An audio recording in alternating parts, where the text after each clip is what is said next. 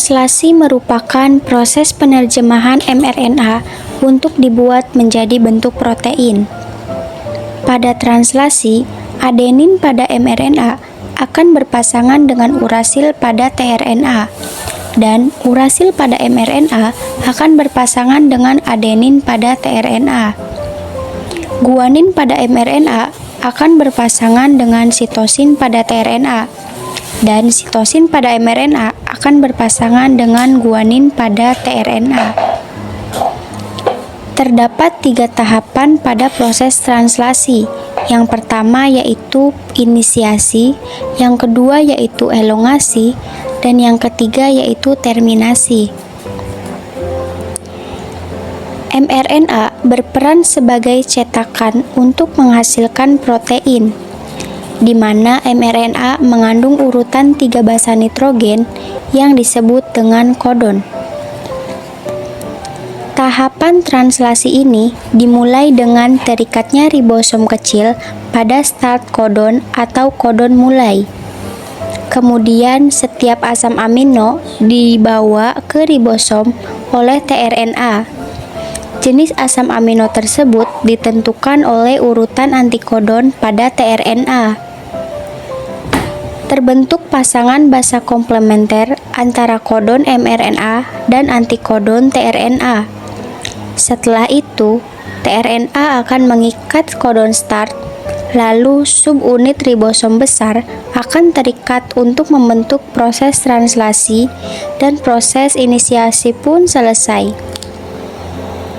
Dalam subunit ribosom besar, terdapat 3 ruang berbeda yang disebut dengan situs E untuk asid, P untuk peptidil, dan A untuk aseptor. Selanjutnya, pada tahapan elongasi, setiap asam amino dibawa ke untayan mRNA oleh tRNA melalui pasangan basa yang sesuai dengan kodon dan antikodon. Setiap antikodon pada tRNA merupakan kode yang sesuai dengan asam amino tertentu.